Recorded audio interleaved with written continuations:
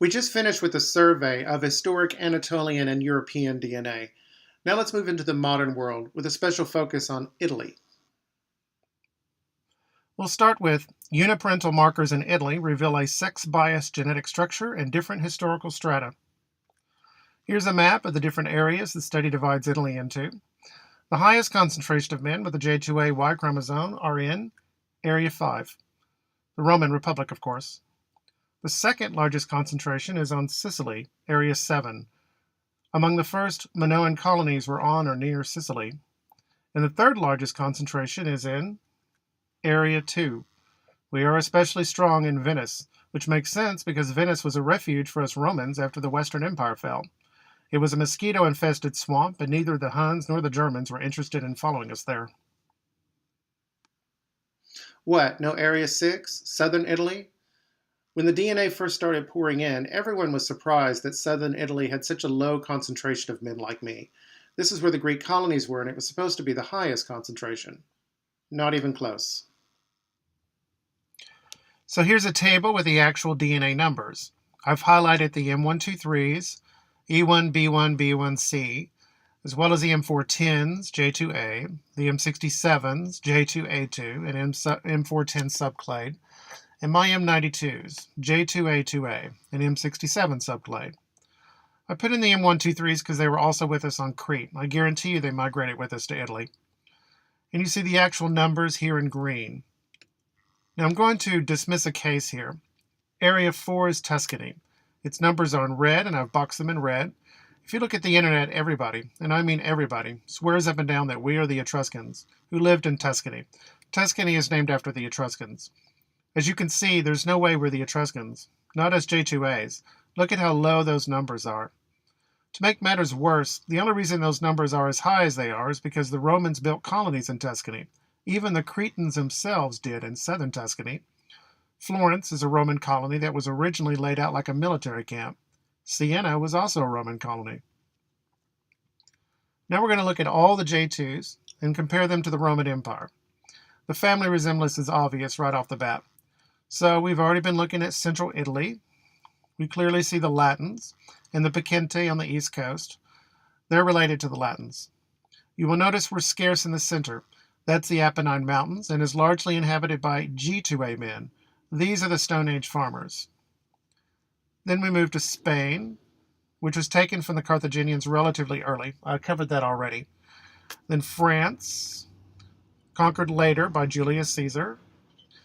Then Constantinople, where we built the new Rome. And here's Venice. This is from Differential Y Chromosome, Anatolian Influences on the Greek and Cretan Neolithic. I showed it in my series on the Festus disc. The men in Crete and the men living around Constantinople are very closely related.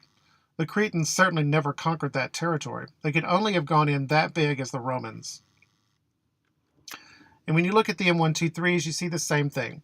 I tend to dwell on the J2As because I was tired of being a duck out of water here in Texas, and I needed to know who my people were. But these guys were with us. Same thing. Central Italy, Spain, France, Constantinople, and Venice. But I'd like to bring Ferrara, Italy into this. The city was probably settled in the 8th century by people who originally inhabited the lagoons around the mouth of the Po River. So we're looking at more Roman refugees. Here's something interesting. I got this from Paleolithic Y haplogroup heritage predominates in a Cretan highland plateau. So we're looking at R1bs, who make up the majority of men in Europe. But this is a special group, the P25s. As you can see, the lowland P25s on Crete are a pretty close match to the men in Ferrara. It says North Italy, but that's where the sample is from. Even the men in the highland are pretty close. Closer than in the Balkans, which is across the street geographically. And the Romans are often alleged to be from the Balkans. I couldn't make this stuff up. Let me tell you, I spent the past year trying to prove the Romans are not from Crete. That's why I have so much to throw at you. I pursued every angle of attack that I can think of. Now, one thing I'm very proud of is the fact that there are still a lot of Stone Age descendants living with us, both in Italy and on Crete. Here are the haplogroup Gs in Italy and Sardinia. And from looking at the map, you can see they probably helped us build the empire. You'll see how we started integrating them next. The only place on Earth that has a higher concentration of Gs is in the Caucasus Mountains. Stone Age populations typically retreated to mountains and islands, but in central Italy, you can see they're alive and well in large numbers. There are a lot of them in the Konya Plain of central Turkey, too, which is our ultimate homeland. The rest of the territory you see in Turkey is mostly mountainous. I'm going to pause the DNA here and move some archaeology to the front of the line, because I'm seeing a very disturbing trend in academia and in popular culture. People are pushing this meme that we Romans were bloodthirsty bullies. That is slander. We worked very hard and very smart to build our empire, and we slayed plenty of giants along the way, typically on their terms.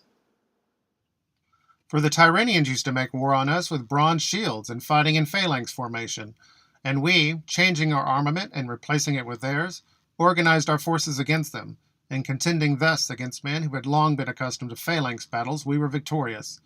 Similarly, the Samnite shield was not part of our national equipment, nor did we have javelins, nor were we strong in cavalry.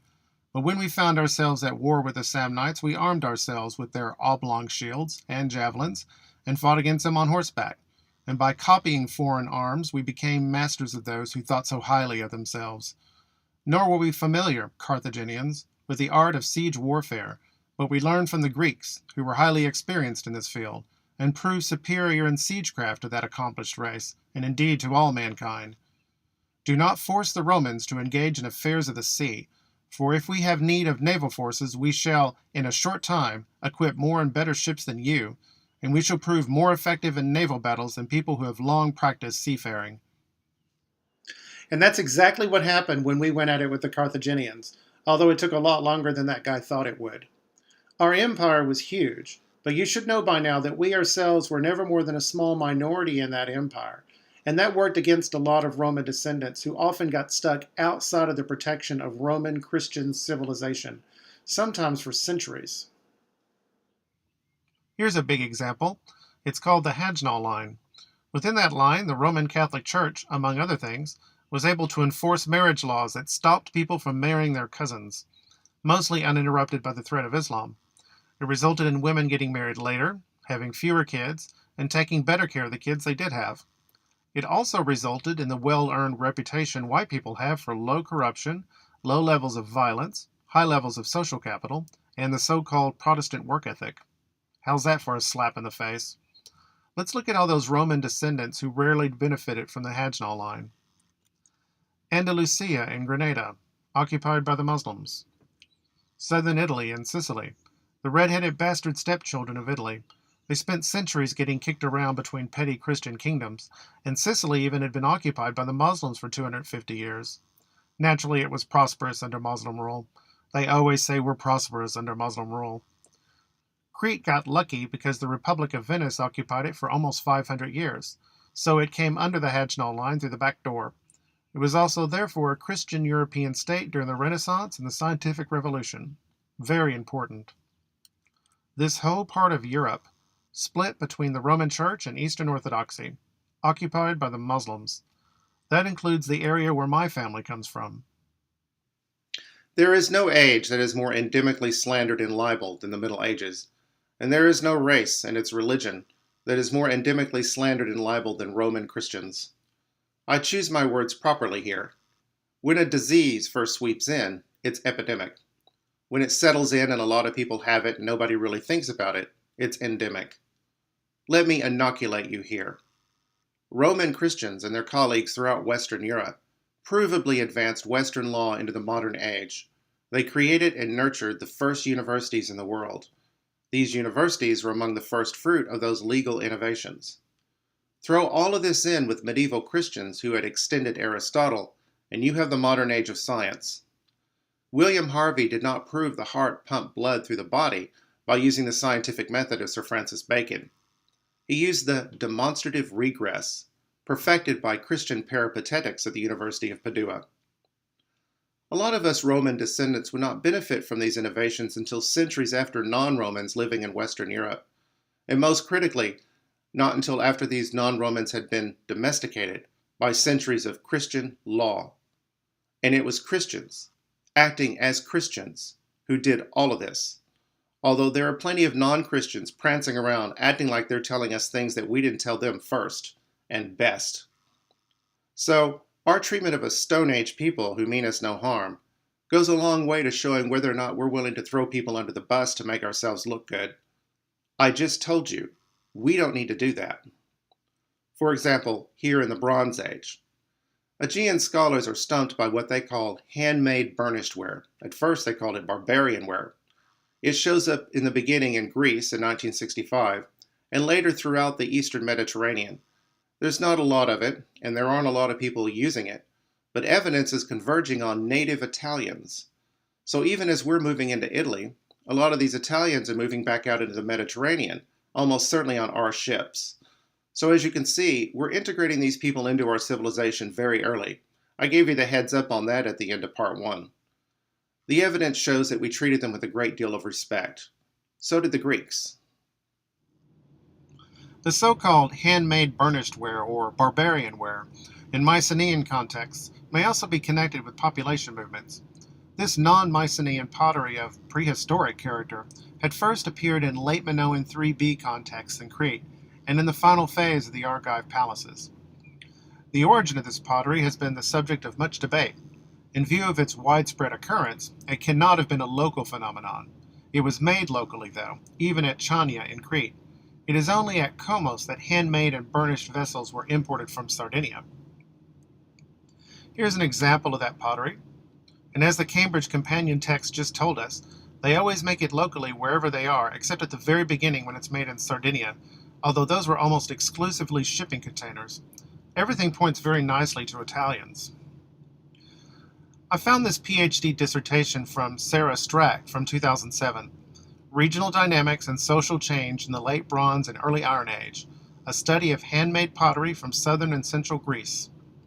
I've been tracking this burnished ware controversy the best I could while putting this series together. I was going to leave it out because I was just pretty sure these were Italians. But after seeing this graph on page 90, I bumped that up to almost certainly true.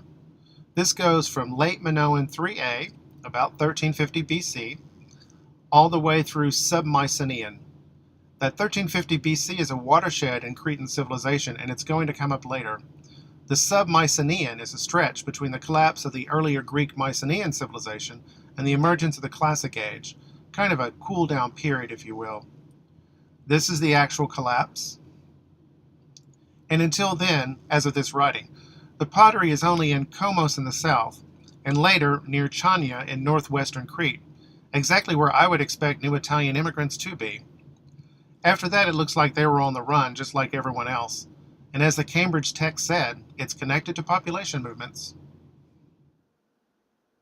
Literally, nobody knows who the Sea People were and where they came from. But after they smashed into us, they set off a whole chain of migrations and remigrations that reverberated throughout the entire eastern Mediterranean.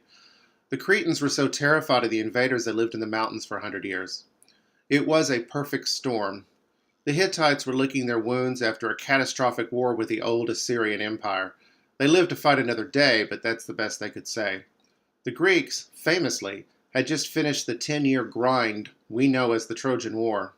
They didn't lose, but they didn't win either. We now know Troy's walls were taken down by an earthquake. I'll show you what we were doing later. It's complicated. We didn't lose a war, but we weren't up to full strength either.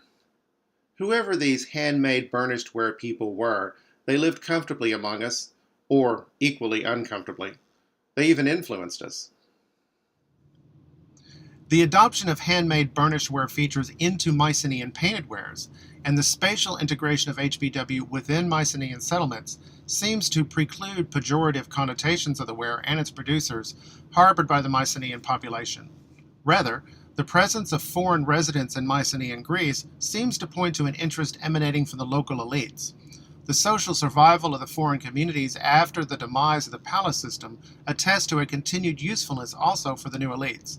On this basis, an interpretation of the producers of HBW as either mercenaries or bronzesmiths appears the most likely.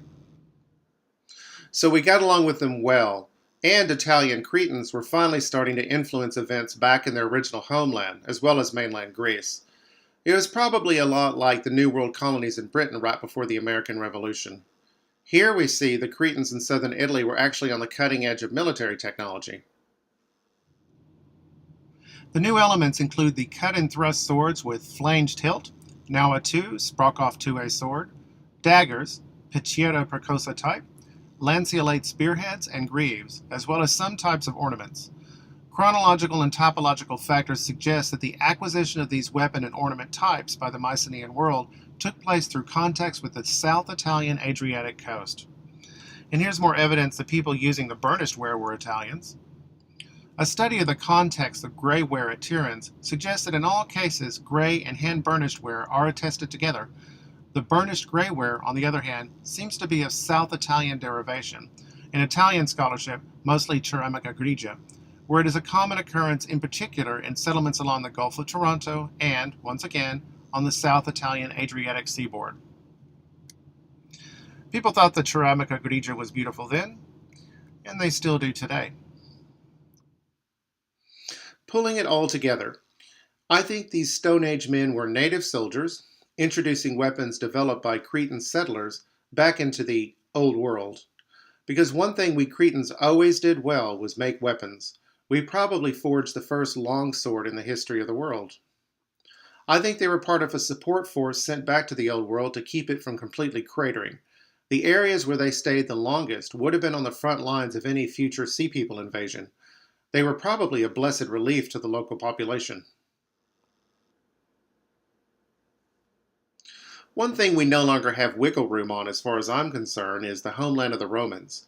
They're from Crete. But we do have wiggle room on where they got Latin. There are only 3 options. They're either speaking Greek, which they clearly are not, they're speaking Latin or languages like Latin back on Crete, or they got Latin from someone else. But who were these people? The wiggle room on that is rapidly disappearing. While the interest in the relations between, for example, the Aegean and the Orient, or indeed the Aegean and the Western Mediterranean, has been considerable, interrelations with areas north of the Aegean were a traditional subject of an older generation of scholars, but have since received less attention. This situation, partially surely reflecting the past and political situation in southeastern Europe, on the other hand seems to relate to the state of the material evidence as well. While a synchronization of the cultural stages of the southern Italian late Bronze Age with developments in the Aegean is facilitated by plentiful finds of Mycenaean and locally made Aegean-type pottery in local contexts, the number of Mycenaean items in northern regions, or indeed that of northern items in the Aegean, is hardly sufficient for an equally refined net of chronological interrelations. No, this isn't central Italy, and it doesn't need to be. There are plenty of Italic speakers in southern Italy. So whoever these incredibly influential people were, they don't seem to have mixed much with Mediterraneans, and they don't seem to have had much influence on Italians other than their language. This is a really strange scenario.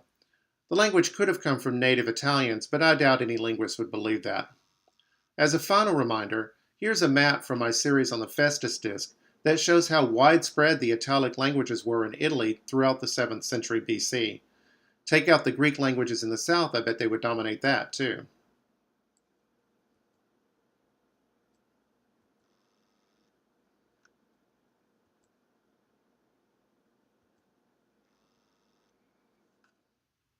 Okay, let's get back to the DNA, which will give us more evidence of our good relations with more primitive people.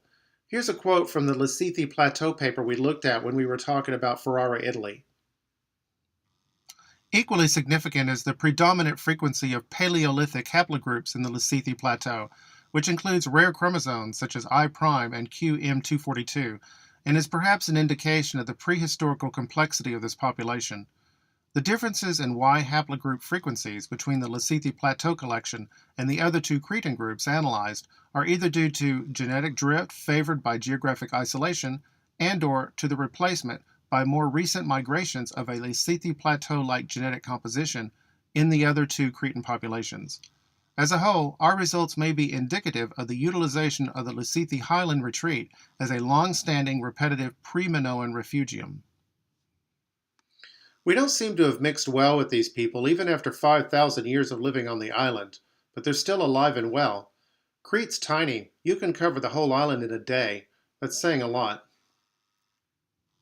This next bit of information comes from Uniparental Markers of Contemporary Italian Population reveals details of its pre-Roman heritage. As you can see, the J2s in green make up the biggest plurality of men in central Italy. This includes the J2Bs, but the majority of those are J2As. I'm going to stop calling that part of the world Central Italy. I'm going to start calling it the Papal States, because until relatively recently that whole area was in the Pope's orbit, and I think that name confers a well-earned gravity. The very existence of the Papal States well into the 19th century shows me that, thousands of years on, we are still a recognizable, coherent race in Italy.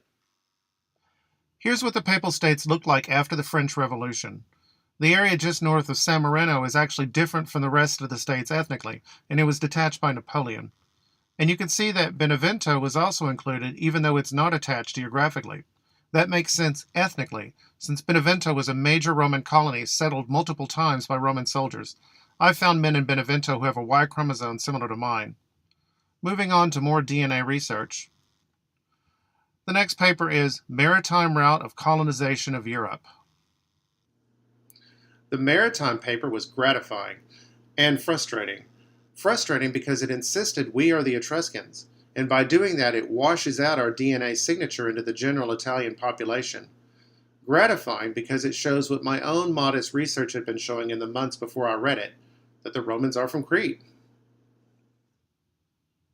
Results of our network analysis remain robust, even when the independent methodology of admixture is used to infer population distances.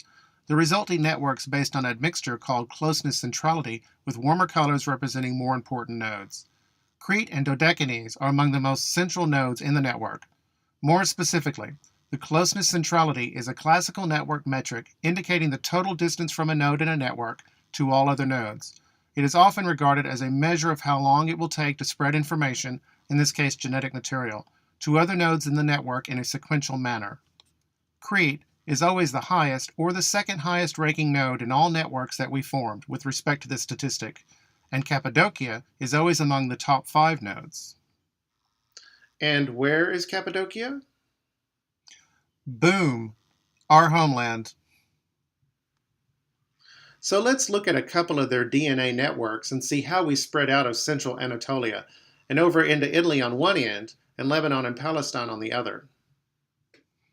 Here we see Cappadocia bridging the two worlds. Over here, you're looking at the Sardinians, who, as I showed you in part 3, are the remnants of Stone Age farmers who used to live all over Europe. That first handmade burnished ware probably came from them. Now here are the Basque in France and Spain. They're also Stone Age remnants.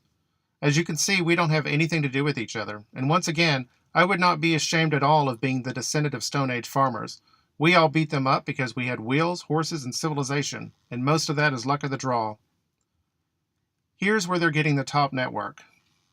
A network analysis and visualization of the connections among 30 populations as revealed by the top 5 principal components. Here's where they're getting the bottom network. A network analysis and visualization of connections among 30 populations as revealed by admixture with k equals 5. Results are very similar to those in 4a, despite the fact that admixture is a very different technique to extract ancestry information. Our networks are robust to the use of additional principal components or larger values of the admixture parameter k for their formation. Here's what the lines and colors are about. Thicker edges represent stronger genetic relationships between pairs of populations, whereas warmer colors indicate high centrality of the respective nodes. Let's get a look at that bottom network. Cappadocia is back there, and here's Tuscany. And once again, if you look over the internet, everybody will keep telling you with great authority that the Etruscans are from Anatolia. Tuscany is named after the Etruscans. Well, we Cretans are from Anatolia, and as you can see, there's a pretty big gap between us and them. And if the Etruscans were from anywhere, and at this point the archaeology hints they are not, they are more likely from Greece, or Bulgaria, or just different parts of Italy in general. This is where an Anatolian population would be located on this network map. So let's get an idea of what this network would look more like if we drew it properly. Except instead of comparing us to the people in Tuscany, we compare us to the people in the Papal States. A disclaimer, I did not run the numbers on this. That's far beyond my capacity, although I would have loved to. This is just an educated guess.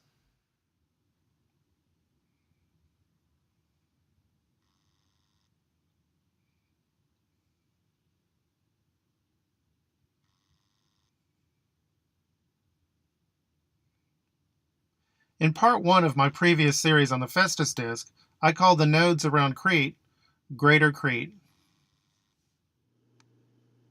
Now do you see why? I'm not making this stuff up as I go along. I hook the DNA up with the archaeology and draw the proper conclusions. I'm sure more DNA research is in the pipe and we'll see it in the future, but we don't need any more to determine whether or not the Romans were Anatolians. They were. But we're only about halfway done here. I wondered why my tribe in particular was so good at building empires, because binding large heterogeneous populations together seems to be one of our extended phenotypes. Does it show up in the prehistoric archaeology? When? To cover that, we leave behind the DNA and move on into part 5.